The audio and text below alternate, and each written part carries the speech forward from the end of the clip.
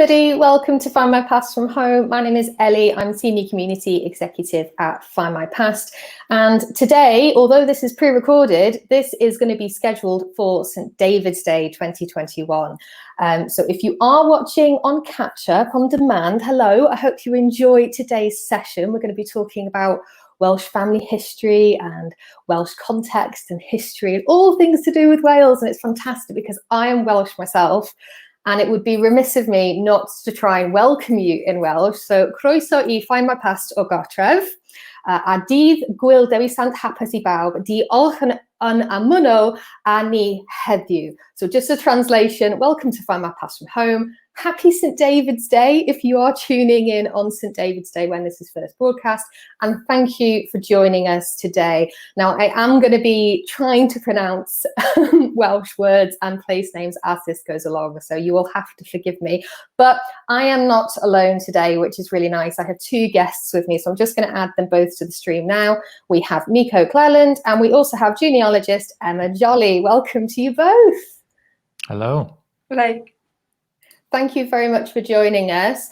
So Emma, just to introduce you to our community, I'm sure you need no introduction, but Emma is a professional genealogist, writer, and historical researcher. She holds a master's in history, imperialism, and culture. She's written 5 different books, which is incredible.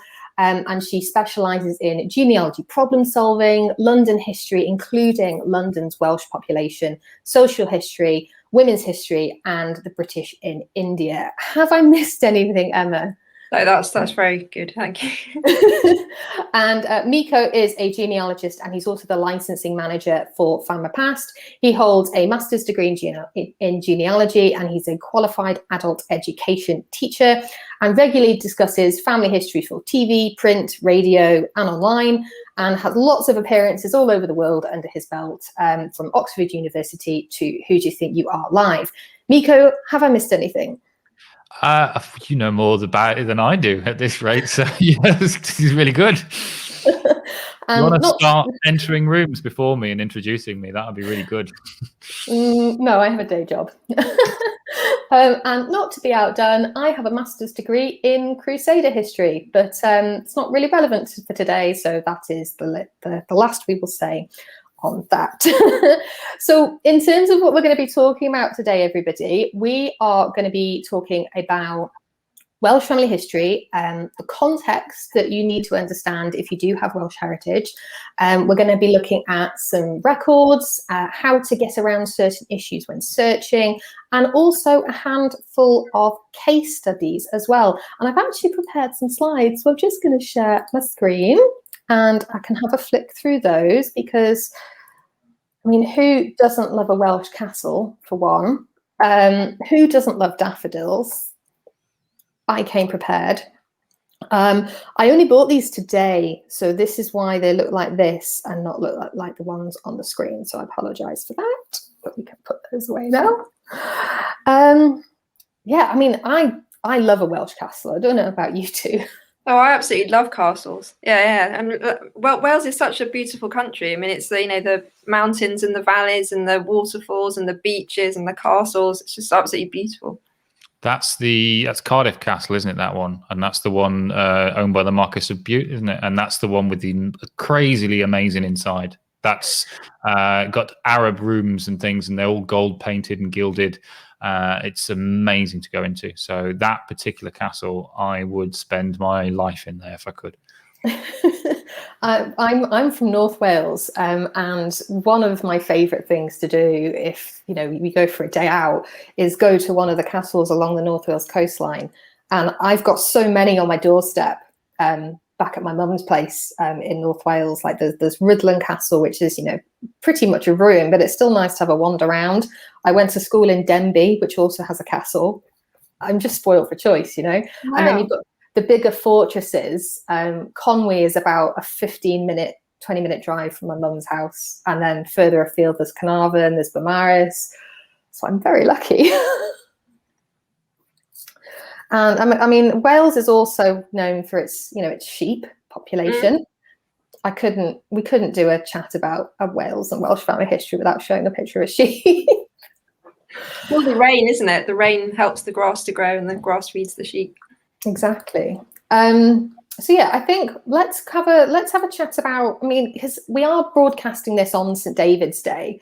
And for those of you who don't know, St. David is the patron saint of Wales, and we celebrate his day on the 1st of March every year. And this is him in the middle. It's a stained glass depiction of him. And the other two pictures just show how St. David's Day is celebrated throughout the world. So you've got your daffodils. Emma, I think you came prepared with a bit of show and tell. Welsh cakes. I can see the Welsh cakes. Oh, there we go. There we go. They're very easy to make. And I didn't actually make these myself. I've made them before in previous years, with just flour and raisins and lard, I think, is the traditional choice. But they're very tasty. They're so yeah, they give them away. I went down to the London Welsh Centre in Gray's Inn Road near King's Cross one St. David's Day, and they were giving them away there. So that was sort of a happy memory of St. David's Day. Yeah, they're really tasty. Myko, have you tried Welsh cakes? I have. I remember traveling around and presenting to a few family history societies a little while ago, and I was offered some wonderful Welsh cakes from, I think it was the Glamorgan Family History Society. So I remember that very well, and they were very good. So if you're nearby when we can go and do that again, definitely maybe go to one of their meetings and see if you can get hold of one of those too. I mean, I think they're nicest when they're warm and like sprinkled in loads of caster sugar. Yeah. But I'm just making myself hungry now. St. David was a bishop in the 6th century, and he reportedly died on the 1st of March, which is why his day is celebrated on the 1st of March. And his burial place, which is now called St. David after him, it became a really important pilgrimage location. Even apparently Edward I prayed at his shrine when he visited in 1284. So he's pretty famous. And in terms of how it's celebrated today, we've talked about Welsh cakes, we've talked about daffodils, but there's also leeks as well. Welsh people traditionally wear leeks on their clothing, just little ones. I've seen some when I was in school, people just walked around with a huge leek strapped to their chest just there. And then there's also other Welsh foods such as Welsh rarebit, which is a little bit like cheese on toast. I don't actually like cheese on toast. So. Cheese on toast isn't nice. with the leeks, I mean, the Welsh regiments have leeks on their buttons. Yes, they do. Yeah, they do. And the leek was actually mentioned in Shakespeare as well, because the daffodil connection is supposed to be more recent as David Lloyd George, but leeks go back centuries. So that would be more, our ancestors. We're talking about our Victorian ancestors. They would have been, waving the leeks around. I mean, the Welsh regiments actually have a competition where they eat a raw leek. Who can eat the raw leek the fastest? I think it is. Yeah, I'm a fan of leeks, but the cooked. Not raw. Yeah, cooked is better, I think. So yeah. This is St. David's Day. If you are joining us on St. David's Day, let us know how you're celebrating as well. So I think we should start to move on to Welsh family history in a bit more detail now. But there are some things we need to understand about Wales. If you do have Welsh ancestors or Welsh heritage, there are certain things we need to cover first, because this is going to help you in the long run. Myko, I don't know whether you want to start us off. Okay. Yeah, we're going to go really deep into Welsh family history. There are going to be so many leaks, you're going to need a snorkel. So strap yourself in and get ready. This is going to be time to enjoy. First of all, I guess the biggest thing that I always find, and I apply this to all of the different kinds of family history that I do, whether it's Scottish, English, Sicilian, or anything else. Start with maps, start with place names, start with locations.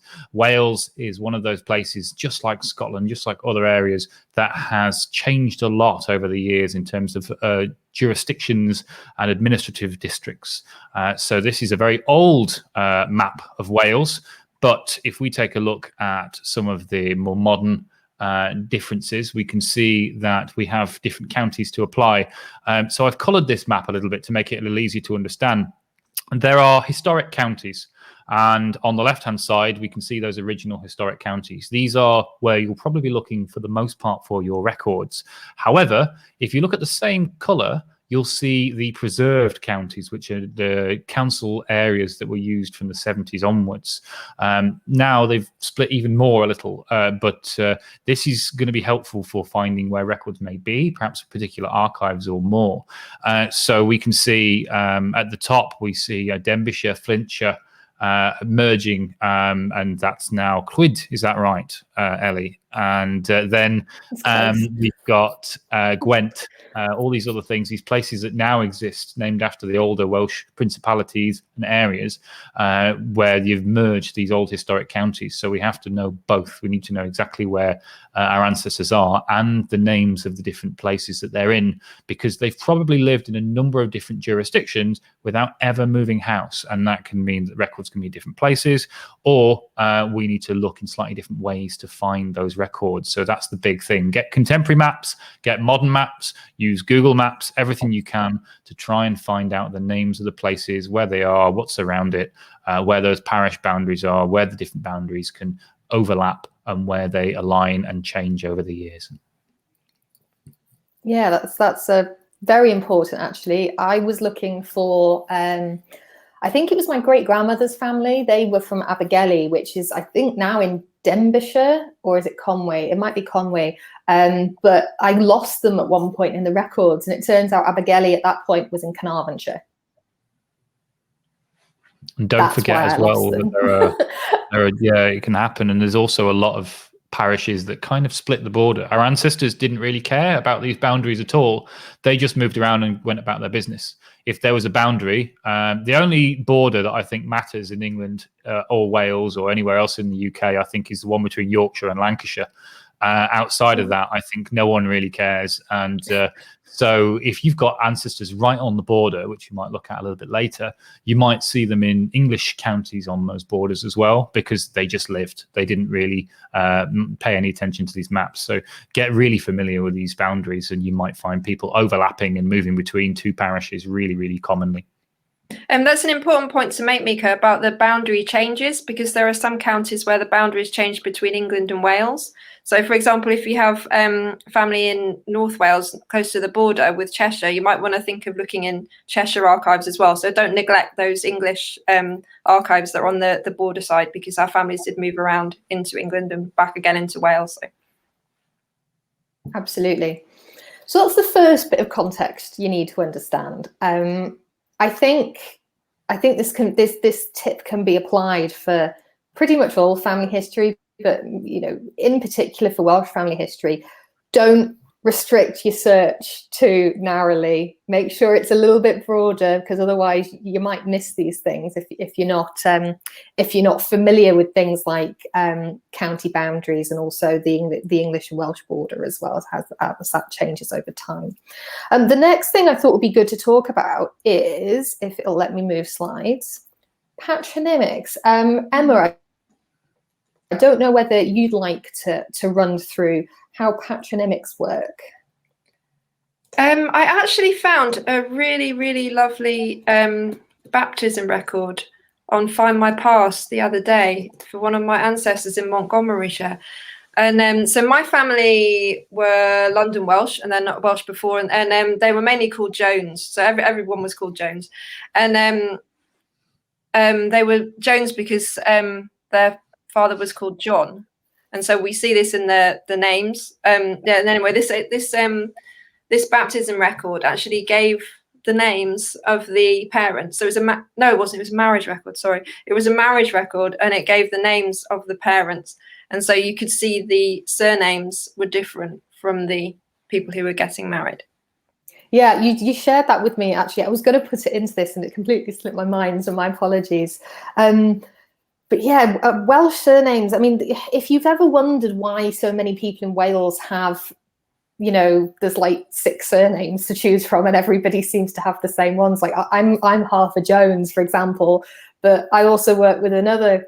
There's another chap in Findmypast who has the last name Jones. We're very likely not related, and patronymics. And I've just used a couple of examples here. You've got the Jones surname, but then you've also got ones like Powell and Bevan. And the reason we get Powell is because that actually comes from Ap Powell, which is Welsh for son of Howell. So you can see how those two words have transformed over time to become Powell. And the same has happened with Evan, with Bevan. So that's Ab Bevan. That's actually a mutation, which is a subject for a whole other live session, I'm sure. And that's just son of Bevan. Myko, have you got anything to add at all? I mean, this happened most of the time. People absorbing surnames in Wales was around the sort of Tudor period in the 1500s, when Henry VIII decided to do all kinds of things in Wales, many of them not so well received by the local population. But before then, you'd have these fantastic, almost like personal genealogies that would follow people around, and you could have up to 7, sometimes 9 generations in one name, and you would have your entire lineage kind of following you in your name, and it would keep going. You'd have Ap Jones, Ap Evan, all these different things would keep going. And then when this order went around, the law became followed. People would just slice off everything past the first one, and that's why you have some people being son of John. They might just be the son of John at the particular time that they decided to start observing this law, and you miss out on all that lineage. And there are a few older books and research kind of elements and tomes that are out there that record some of these older lineages, and you can see the really long names that were followed. And genealogy is kind of in the blood of Wales, and that's why it's so exciting to do some more and to help connect to the people in the same way, because you are connected to some of the earliest genealogists in the mainstream, and so that's something to be proud of. Yeah, there's some prominent Welsh figures from history, and their names are actually it's just it's a family tree in essence. Yeah. You've got John, son of David, son of Evan, son of, and it goes on and on. You can some of them have got like 5 different names in there, which is just phenomenal. Yeah, I think I was lucky to find that record. So that was a late 18th century record, and that was Ceredigion. Ceredigion was one of the counties that changed latest. It was very Welsh, and quite agricultural. Whereas some of the surnames became fixed in the 15th century, and it started with the upper classes and then sort of moved down. And again, depending on how English you were as well. Yeah, so something else to bear in mind then, if you are researching your Welsh family tree, is that there wasn't just an overnight switch where, we went from using son of and daughter of, and then using, a modern surname, so to speak. So just bear that in mind when you're researching, please. And your research will be better for it, I suppose. Now, Myko and Emma, anything to add on patronymics before we move on to language? There is daughter of, because you've got Ab there, which is short for Mab, so that meaning son. Yeah. But the woman's case is Ferch. Am I pronouncing that properly? Ferch, and that's the daughter of. So that's something else to look out for. Absolutely, yes. You've got ver, and then that also mutates. So the F can sometimes become a V in the same way that the P on app becomes B. Is mutations, which we will talk about next a little bit, because the next thing to discuss about Welsh family history is language. And I think sometimes when we are researching English-speaking ancestors, is that we can sometimes forget that our family history records might be recorded in a different language. And having a very basic understanding of that language and the keywords that you might see in a record are going to be really important. So at one point, I spoke earlier about losing some of my ancestors in records. Another time this has happened to me is when I've been looking in Carnarvonshire records, but I haven't taken into account that Carnarvon and Carnarvonshire are spelt slightly differently in both English and Welsh. And that's just one letter. And then you've also got other place names which have a completely different name in Welsh. So St Asaph, for example, becomes Llanelwy in Welsh. It's just, and then you've got to consider the mutations as well. So Carnarvon could become Gaernarfon, and it can a couple of the letters at the beginning can mutate based on the word that has preceded it. Yeah, in just a few So months ago, wildcards are going to be so important. Yeah, so a few months ago, I was researching a small parish where some ancestors of a client were living, and I found 10 different spelling variations of this small hamlet. You know, and it's and to try and use that if you're searching in the newspapers, for example, or somewhere else, you can't just use one wildcard. You do actually have to put in about 5 different variants. Exactly. So it takes longer, you know, but it's it's challenging, but it's worth it, I think. Myko, anything to add language-wise? Well, I like languages. Full stop. End of. Languages are brilliant, and they help you understand things from the perspective of the people that we're talking about. If you get a grasping, even if it's a basic grasp of a language for where your ancestors are from, you can appreciate things in a massively different way, and you can see things that maybe you might not be able to see before. Even accents help. One of my favorite stories is some ancestors I couldn't find where they were born for a long time in the census. They were somewhere outside of Birmingham, and they'd listed where they were born, something called Dine, Dine. And I could never understand where that was, and it took me years. And then I found out by saying it out loud over and over. It turns out that they were from Northern Ireland, and the person who'd copied this down, obviously they couldn't read and write to fill in the form themselves, had heard them and phonetically written down County Down. So they were from Dine, meaning, you know, County Down in that accent. And so that was how I found it. And it's understanding these little things help. So I really like Duolingo. It's a free app, and I have had a go at learning a bit of Welsh. And as you know, Ellie, we have practiced together, and I am not a legend at it, as Wales is full of legends and I'm not one of them. But it's been really useful to get your head around pronunciations and just really get a feel for the language. So I recommend something like that. There are a number of different sort of free courses you can do, or even pick up a tutor and maybe have a few introductory lessons just to get your head around how these things sound and how to say them. Yeah, it's really worth trying to learn. I've been trying to learn as well, and also trying to learn on Duolingo. But I'm thinking I'm going to have to try and do something else because I really need to improve my pronunciation. But reading the words is really interesting, and especially for place names, because the place names, when you see these long words, but when you break it down, it really tells you something about the place. So one of my families are from a hamlet, and when you break down the hamlets, I'll try and pronounce it. It's Blaine Glessearch. What would the I'd have to see it written. Okay, but the Blaine bit is separate from the Glessearch bit, and the Blaine means before, and then Glessearch is a little stream, and so it's describing the place, saying it's before the stream. And so when you look at the maps and you look at all these different descriptions, and you'll see on it when you see the tide maps, and you'll see the little descriptions, and they're like Red Valley and big waterfall and all this kind of thing, and then something wall next to the wall, tree by the wall, and then you really start to have a feel for your ancestors' world and the world that they understood. And it's not just about the location, it's about the culture, and it's just really giving you insight to it. It's really sweet, isn't it, that with these Welsh place names, they're often in effect descriptions or directions, I find. Yeah, exactly. So I went to school in Denbigh, and the Welsh for Denbigh is Dinbych, which translates as little fortress or little hill. Oh. And if you've ever been to Denbigh, the castle is right on top of a hill. Okay. It's just fascinating. And then you've got the longest Welsh place name as well, that you break that up, and it basically is all of these different features to help you basically find the village. And I just think that's really sweet. Mary's Church in the hollow of the White Hazel near to the rapid whirlpool of Llantysilio, the Red Cave. Yeah. Can you say it in Welsh, Myko? Well, you see, there are all kinds of things at play. It's Llanfepwyl Gwil Gwyn Gil Golgerich Gwyn Dorwach Llantysilio Gogogoch. So not quite, but almost. That's good.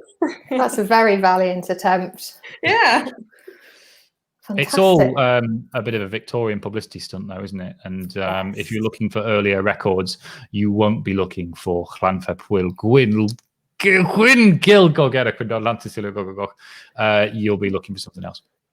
Yes, and I think never be. I mean, this goes for anybody watching. Never be afraid when it comes to learning a different language, especially Welsh, that you're going to make a mistake, because Welsh in particular, there's so many different variants of how you can pronounce things anyway, and it's just sometimes nice to try as well. No one's ever going to tell you off for pronouncing it wrong, so don't worry. And it's always a bit of fun learning a new language anyway.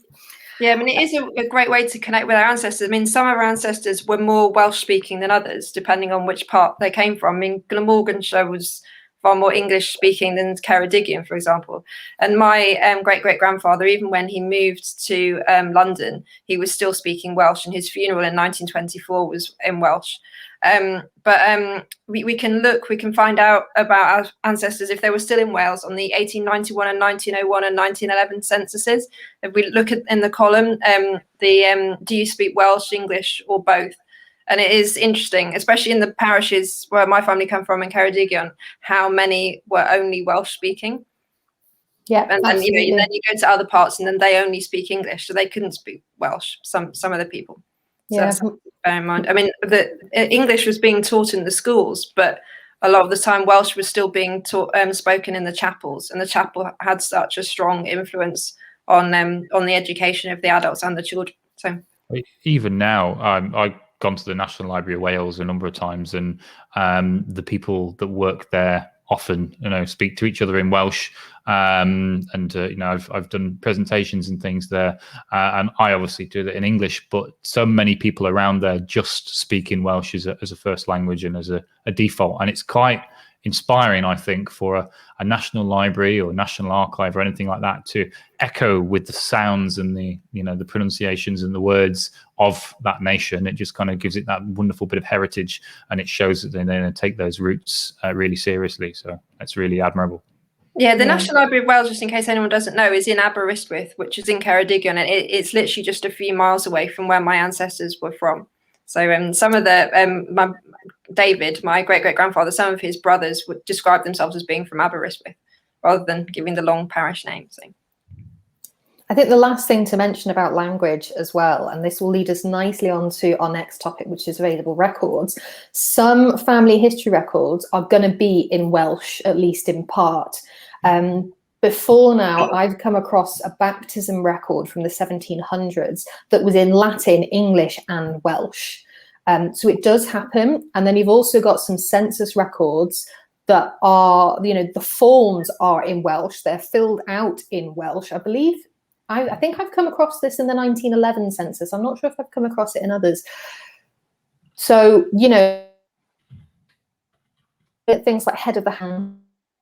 It's going to be Penteli. So just bear that in mind, I suppose, and have Google Translate on hand.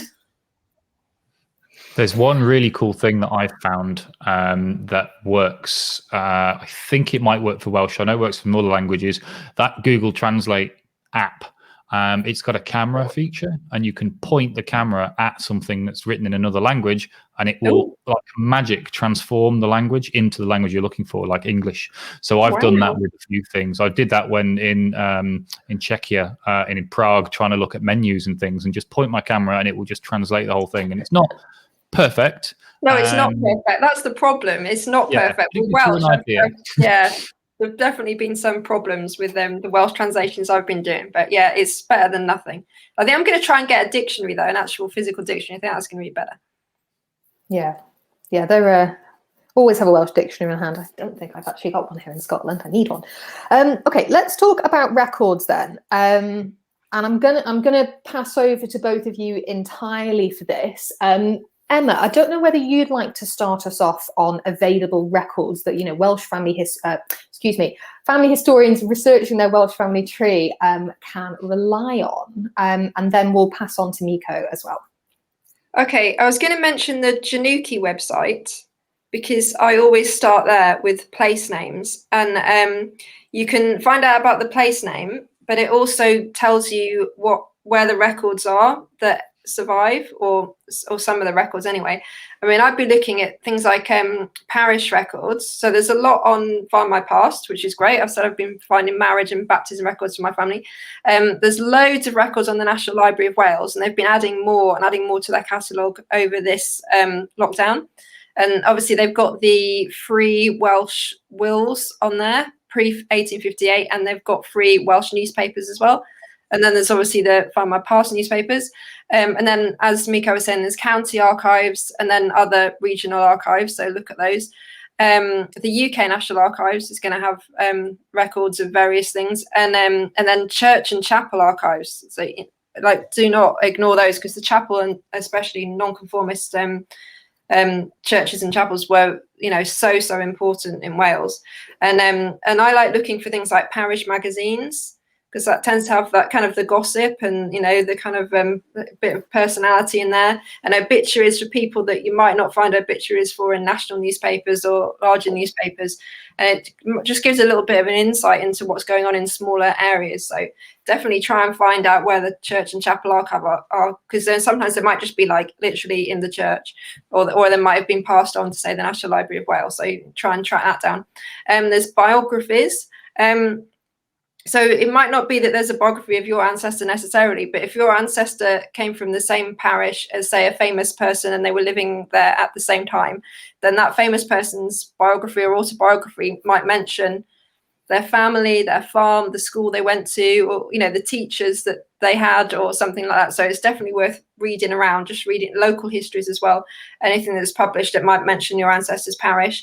And then, yeah, wills generally, says the pre-1858, but also look in other parts of the world for wills, because, you know, the Welsh diaspora is huge, and they were connected. You know, my family in London were always connected to their family in Wales, and they would mention their families. So don't forget that. And school records, you've got some school records on Findmypast, and there are some other ones. But yeah, and then maybe organisations like the London Welsh Centre as well. So, I mean, that's for London, but there are other Welsh community, social, cultural organisations around the world. So look out for those. Welsh choirs, sports, big, any organisation that might have an archive, just check it all out, really. Yeah, there's lots there. There's so much available. If you do have Welsh heritage, you're spoilt for choice. There's so much available on hand for you, whether it's been digitized or it's still in archives. Yeah, it's just wonderful. Myko, have we missed anything there? Is there anything else you'd like to touch upon? I mean, I always go back to those wonderful parish registers. We've got the most comprehensive and largest collection of Welsh parish registers online, and that's supplemented by, as we mentioned a little bit, the borders. We'll talk again about that a little bit later. So Shropshire, Cheshire, and the like. Some great, wonderful collections of the registers that fill in the bare bones, ready for the stories to come in.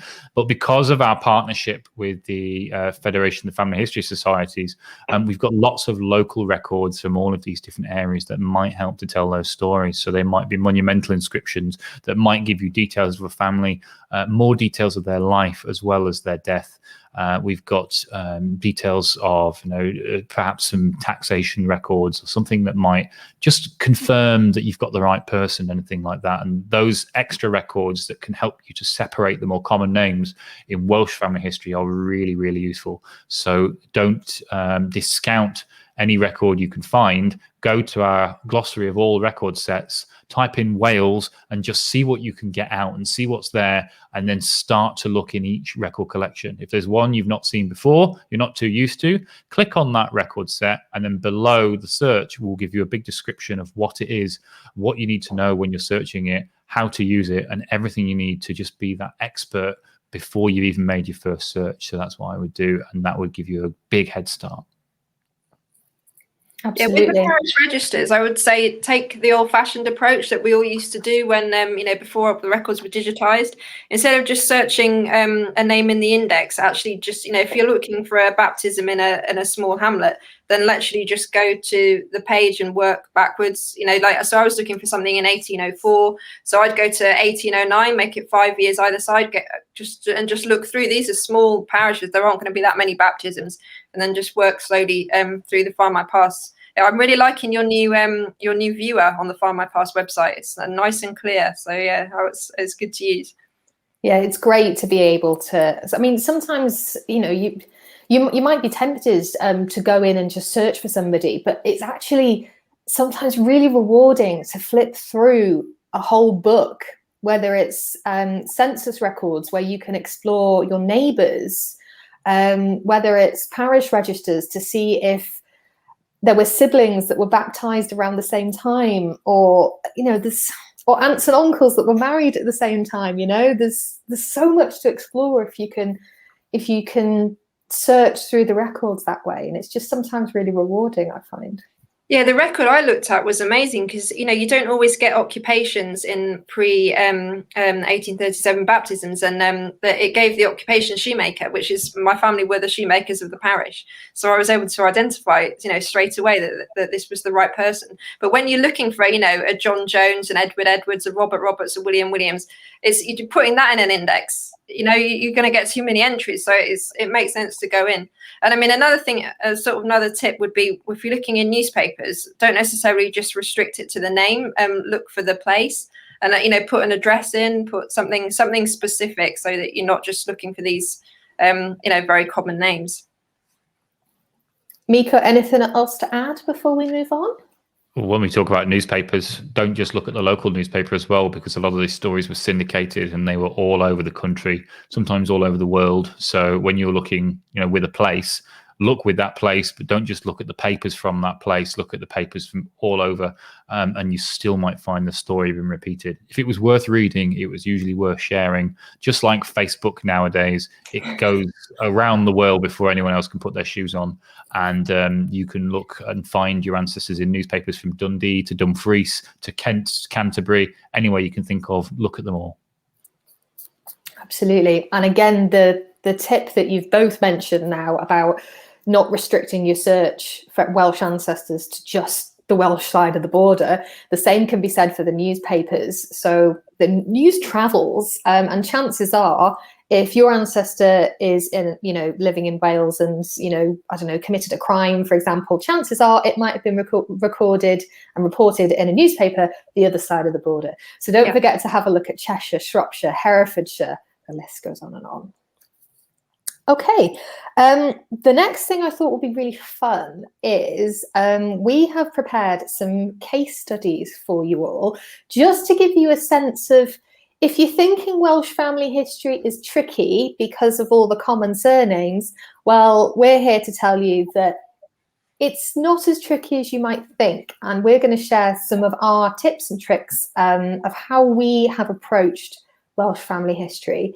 So Myko, hopefully you are ready to go first. Let me flip over to the next slide, and over to you. So Ellie's going to drive and I'm going to speak. So this could go wonderfully, or this could be a car crash waiting to happen. So it will be fine. Fingers crossed, everyone. And let's hope. I've got my hands on my chair and I'm ready. Let's see. Hopefully it'll be all nice and smooth. We've started to commemorate St. David's Day, and I want to use St. David's last words as a way to explain what we're going to do here. He said, do the little things that you've heard and seen me do. I'm going to do a lot of little things that are going to help to separate out some more common surnames and show how I've solved a brick wall of my own and moved a bit further backwards. My great-grandfather is Welsh, from Flintshire. And so I've been going a little bit further back in that area. And what we're looking at in front of us is my 3 times great-grandfather. He's called Frederick Robert Thomas. He was born in 1815, died in 1878, married to an Anne Edwards. So what I'm trying to do, I've got his baptism. I know the name of his father, John Thomas, married to an Mary Peters. So we can look at that. We can see on the next slide, we have, there we go, John Thomas, Mary Peters. Now, I didn't have that date of death a little while ago, all that date of birth, just the names, the baptism. I knew it was the right baptism because that middle name helped, and it was a very small parish. So what do I do next? So I start looking for all of the deaths, because I start with burials, because I know that this person is in that parish, because they've had children there, and I hope they're still hanging around. I have a look for all the people that are buried in that parish after my Frederick has been born in 1815. So when I take a look at that, I find two that are vaguely plausible. So we can see one died in 1827, born 1771. The other three are born far too late to be the father of someone from 1815. And then there's this one from 1790, buried in 1846. So let's take a look at those two burials. So the first one is in 1827, and it's one of those lessons in getting all of the bits of a record and using them. I know he's 56 years old, and I see the residence there. So that's worth noting down. Then I look at the one from 1846, and I see this one here, the residence Shordley. He's 56 again, but that gives him a different year of birth. So then I take that information and I start looking for records around that time. So I found this will from 1853 on the National Library of Wales website. And so when I start to run through that, I can find a bit of information to see if this is the right thing. It's John Thomas, 1853, a little bit far out, but if I read through, maybe this will help me. So I see there, he's in Shordley in the parish of Hope. Shordley is a very, very small part of that parish, so that's a really good start. But if I keep looking through, I can find a bit more. So I see a son, Thomas, a son, Edward Thomas. These are two children that I don't know, so that's strange. I'll make a note of that and I'll keep going. I'll go through every piece of a will. Is really important. It's full of all kinds of detail. And then if I keep going through, I find more information. I see, though, he's mentioned his sons Frederick, Peter, and a daughter, Mary Ann. So there's a son, Frederick. So this is now starting to line up very nicely. And then if I go down another, I see more. He's got a brother, Frederick Thomas, in Manchester. And I see the date where this was signed. It's 1846. So the will was proved in later, in 1853. But the will itself was written in 1846, which lines up very nicely with that burial that we looked at. So that means I'm pretty sure that I've got enough evidence with the fact I've got the Frederick in there, and I've even got a little bit of a connection, and that very small area that this guy's from, that this is my John Thomas. So I can then go back to that burial record from 1846. He's 56 years old. So then I can work out a bit of a year of birth, the sort of baptismal year. So I go to the Flintshire baptisms and I put in his name. And I also look for all of the Fredericks who are born as well, because he's got a brother, which I'm assuming will be born in the same parish. And what I'm looking for when I look at this is a John Thomas born and a Frederick Thomas born, within sort of living memory, within a sort of space where they could be to the same parents and having the same father and mother's name. And so I look for John Thomas. I see a couple that might be plausible. Perhaps William and Sarah might be the parents, 1792 and 3. Maybe even George and Anne. They might be a few years out. But then there are no Fredericks. The only Frederick that sort of works is actually his son, Frederick Roberts. And then we see John, Mary and Mary in 1815. So I've got to start playing around with the Findmypast distance use, the sort of measuring thing that we have that's really useful. You can set a radius, you can start looking around, and this is a great illustration of the other record collections that really help, that we've got from other places. We've got a huge collection of exclusive Cheshire parish records and bishops' transcripts, same with Shropshire, these border counties. Hope in Flintshire is right on the border with Cheshire, and in fact it overlaps in some parts. So the other parish that's next to it, which you can see on Genealogist and other places, is Doddleston. And so I did the same search for Doddleston. I found a John Thomas 1791 to Susanna and Edward, and a Frederick Thomas 1798 to Susanna and Edward. So if I look at those records, I see a John, son of Edward Thomas of Bramley Lane, butcher, and Susanna, his wife, and Frederick, son of Edward Thomas of Bramley Lane, butcher and farmer, Susanna, his wife. So it looks like I've got something together, but these are slightly blurred. So I need to perhaps, maybe if I want to be doubly sure, the great thing about the Cheshire collection is it's got bishops' transcripts as well. So these bishops' transcripts were a second copy of all these parish registers that were sent to the local bishop, usually around about Easter time every year. And so I can see a second chance to read that because that detail has been copied over. Sometimes it has a little bit more information, Most of the time it's got the same. Sometimes it's got a little bit less, but it's another chance to read that detail if we can't get hold of it.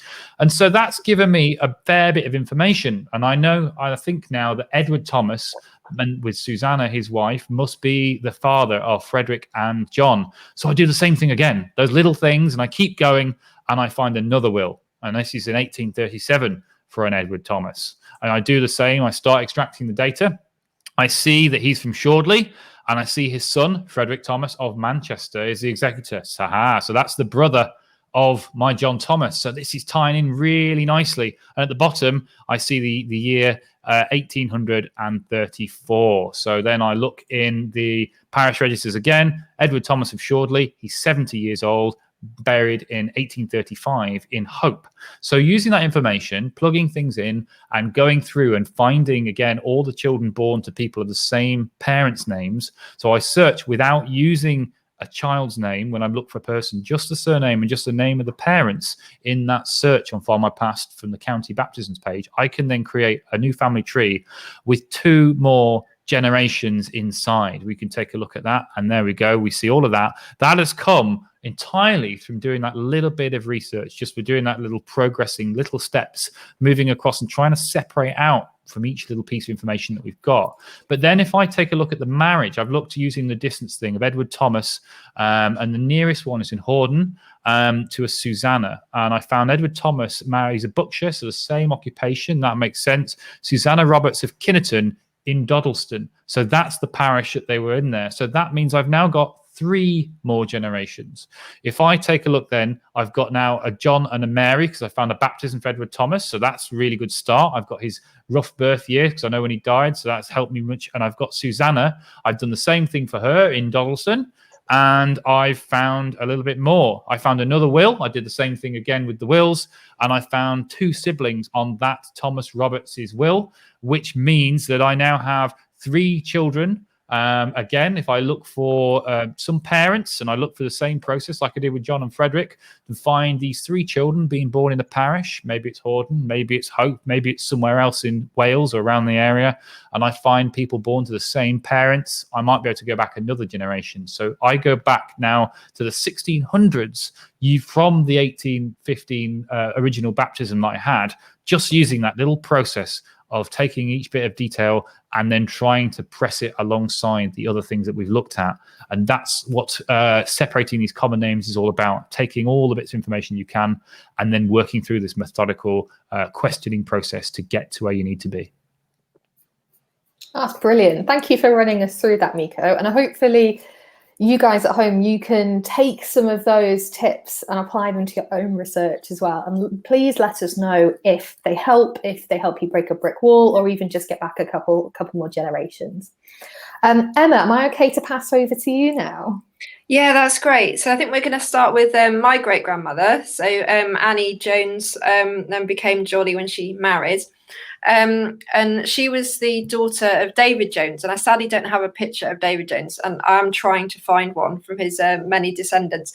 But he was my mystery for a very, very, very long time, because I knew about him. My granddad knew him, though he was alive at the same time. So my granddad was Owen David Jolly, so his mum named him with these Welsh forenames, Owen David. And David in honor of his grandfather, and they all lived in London. So David had migrated there, and my granddad attended David's funeral in 1924 when my granddad was 6, and it took place in a City of London chapel. David had been living in Shoreditch, and it was all conducted in Welsh. My granddad couldn't understand a word, but obviously Annie could speak Welsh. She spoke Welsh. They spoke Welsh at home. And then David was buried in Abney Park Cemetery in Stoke Newington, and other family members are buried there as well. We've got a photo of his daughter, the headstone of the. Yeah, the headstone. Yeah. Yes, sorry. Yes. Yeah, so you can see here. So this is the headstone. This is a neighbouring headstone. So David and Margaret, my great-great-grandmother, Annie's mother, they're buried nearby. But this is in Abney Park, which is one of the magnificent 7 cemeteries in Stoke Newington in North London. And you can see how Welsh the family were. They've got that Welsh passage at the bottom. That's so as it says there, it's from Isaiah 55:6, and it was quite hard to translate that actually, and it turned out that this isn't modern Welsh, this is Old Welsh that they're using here. So almost like we might use different versions of the Bible, like the King James version would have, like in English would have thee and thou and ye and all that kind of thing, and this is like the Welsh equivalent of that. So if you see something on a headstone, you're finding it difficult to translate in Google Translate, then it might, it could well be a Bible passage, and it's better to go to like your Welsh Bible app and search on there instead.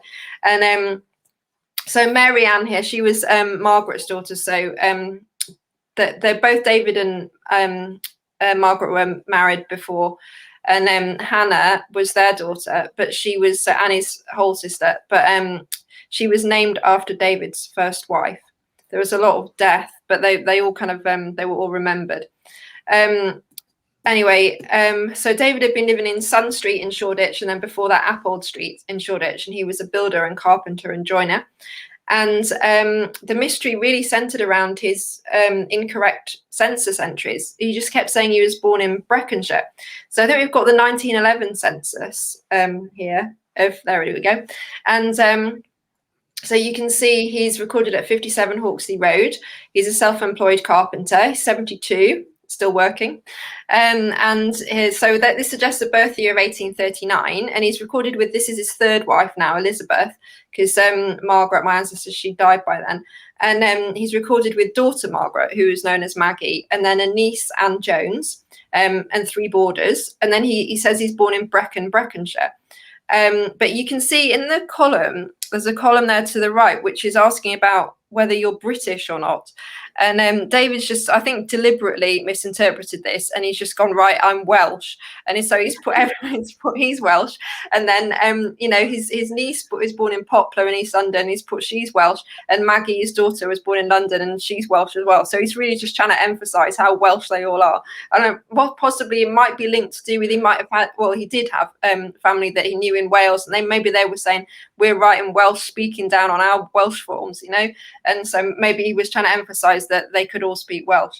And so, but in the previous censuses 1901, 89, 91 and 81, he also gave his birthplace as Breconshire. So in 1871, I'm looking for him, and I can't find him. And I know he's got this wife, Hannah. I've seen the marriage certificate, and I just can't find him anywhere. And the only entry I could find that made any sense, he gave his birthplace as Ceredigion, and this parish, which I'm having trouble pronouncing, but I think it's Llangryfon.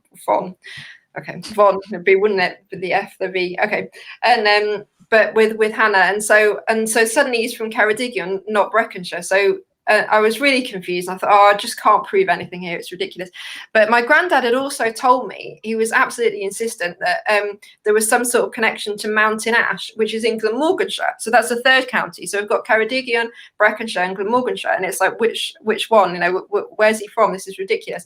And we knew that one of Annie's sisters had moved to Mountain Ash. That's where she went to live at the end of her life. But I thought, that's the only connection. There isn't any other connection.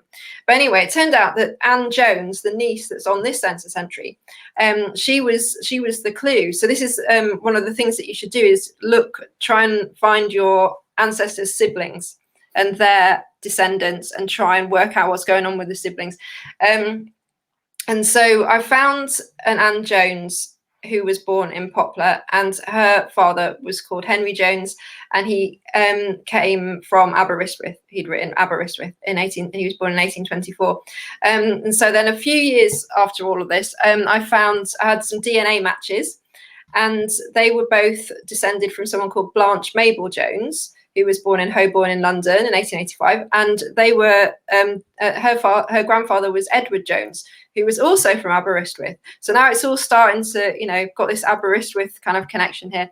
And then I was able to trace another Jones family to London, a Mary Ann Jones, who was from St George in the East in the Stepney area of London, and she'd migrated to the USA in 1884, and I was able to trace her back through her first marriage record, and it showed her father was Henry Jones Stoker, And then it turned out that Mary and Jane and then Anne, who's recorded here, were all they were all sisters, and they were the daughters of Henry, and Henry was the brother of David.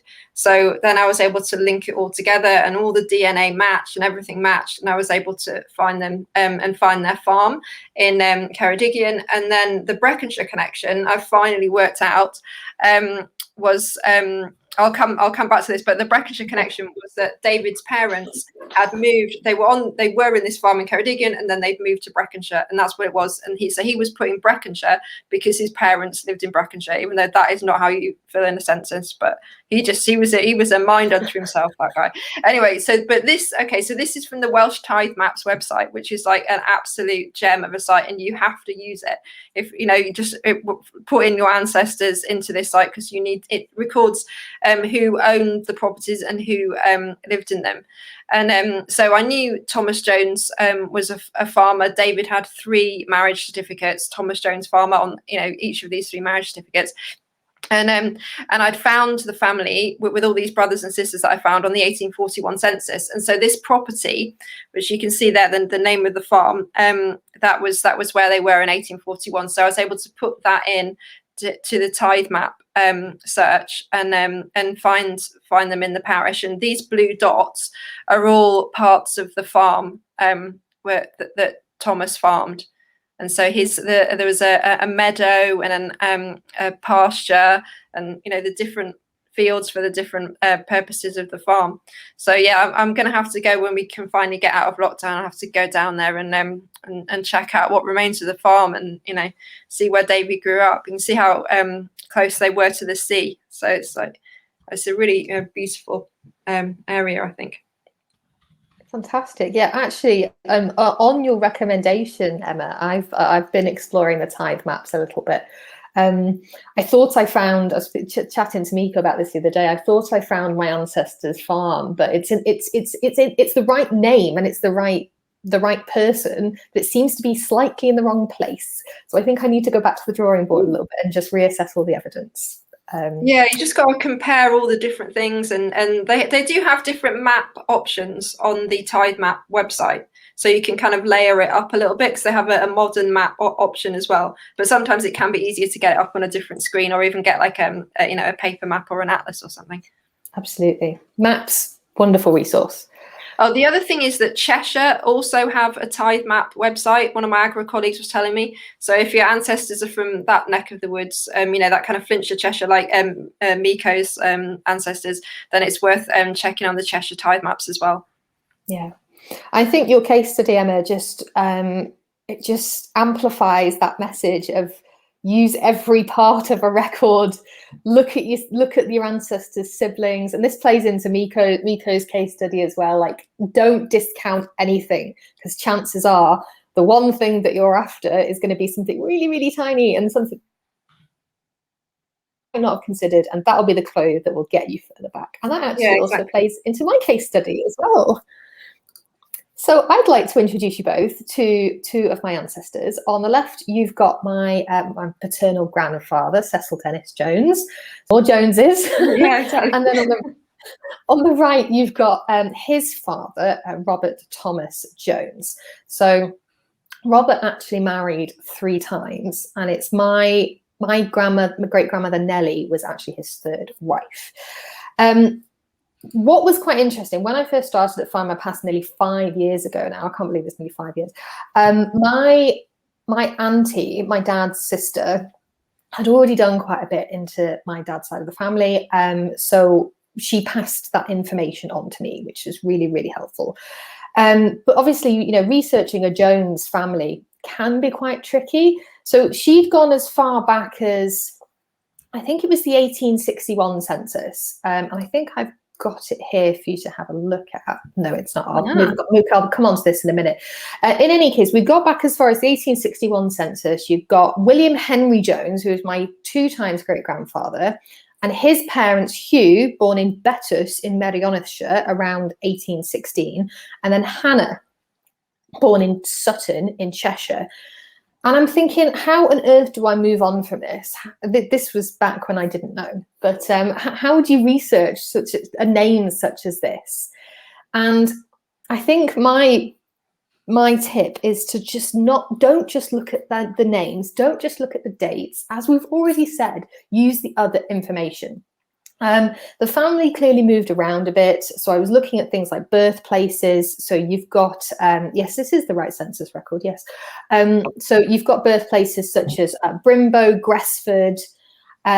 And so then what I did was I'm looking at the information here. So you've got Betws in Merionethshire, and they're already in Wrexham at this point. And I'm also looking at Hugh as a furnace labourer. So I'm going to take these bits of information and I'm going to see where I can go from there. So then what I found when I was looking for possible baptism records for Hugh, I'm thinking Hugh Jones. How am I going to find the right Hugh Jones? And the key for me here was his birthplace.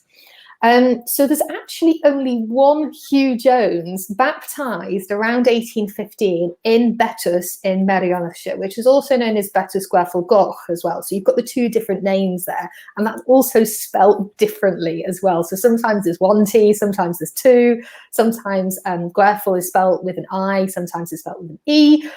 Lots of things to take into account here. So yeah, this is the only record that I could find, and we've got parents' names here. We've got David and we've got Jane, and we've also got another bit of information, so another clue, David's occupation as a farmer.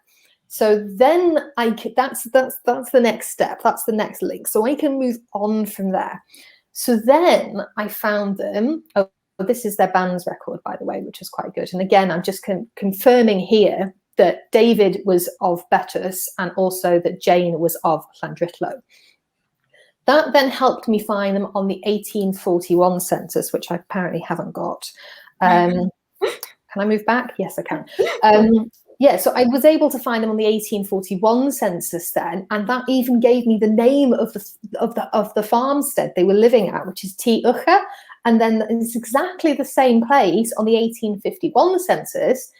David is listed as a widower. Jane has since died. She must have died.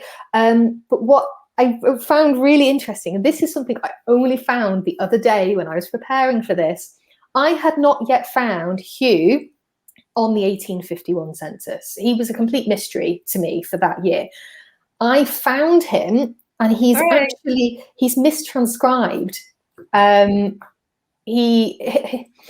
It's on the record, it says he was born in 1826, which is why I couldn't find him in the search. And he's, if you look at the original record, and this is as much evidence as you need to always check the original record, it actually clearly does say his correct age. So then this was something I only did the other day. So I've solved that mystery. I found him in 1851, and it is doable. Yes, you might have an ancestor with a common Welsh surname. It is possible to trace them. And what I'm hoping is that our 3 case studies will have inspired you at home to go and give your Welsh family history another try, using the techniques that we have explored, using the records that we've highlighted. Yeah, I think that brings us quite nicely to a close, actually. Myko and Emma, have you got any closing thoughts? I mean, we've discussed an awful lot in the short space of an hour. Is there anything we've missed? I think you've done really well. I think everything's, in the space of an hour to cover an entire nation's family history is a little bit of a big ask.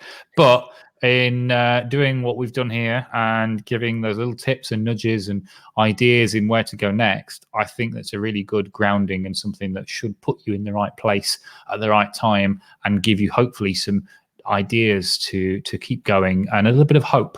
As I said, my ancestors are from Hope, so I've been used to that a little bit. But yes, we all need a little bit of hope now and then. Then yes, definitely your ancestors are just there underneath the surface, and there's maybe 1 or 2 more records that you can find that might unlock all of that. And the best of luck for doing so. Yeah, I'd just say that it's you know, Welsh family history is definitely a challenge, but it's so rewarding. And if you can just be calm about it and break it down and approach it quite slowly, give yourself more time, you know, give yourself plenty of time, but there's no rush. You know, the family history, it's never done. We're always working away, chipping away at it. So just set yourself small goals. But yeah, just break everything down, break the place names down, break the research down, break it all down, and then yeah, you'll yeah, you know, you have got you'll get there. I think that's really great advice. Thank you both so much for today. It has been an absolute pleasure. Especially to you, Emma. This is the first time that we've had you on Find My Past from Home, so it's been a real honour. So thank you so much. Thank you for having me. It's an honour to be here. Thank you. And just a couple of closing things. So if you are watching this on St. David's Day 2021, tomorrow I'm going to be chatting to Lisa Lisson about tracing female ancestors as International Women's Day 2021 is coming up. And then Alex is going to be back for Friday's Live on Friday. So make sure you don't miss any of those. And I think that's it. I think we can say goodbye. Thank you so much, everybody, for tuning in. I hope you've learned a lot. And, you know, keep interacting with us, keep sharing your stories, and we're always around if you need a little bit of help. So thank you very much, and we'll catch you next time. Take care, everyone. Bye.